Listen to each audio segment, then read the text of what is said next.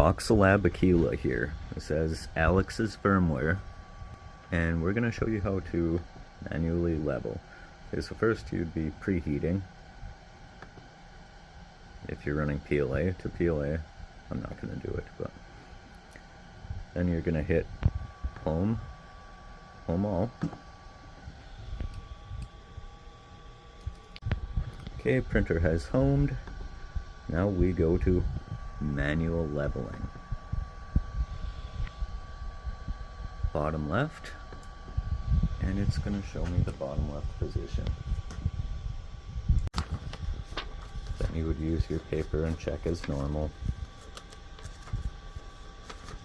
A little tight there.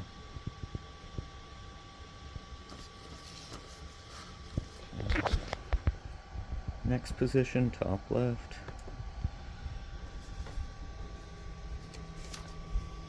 So you go around and adjust all four corners as you would.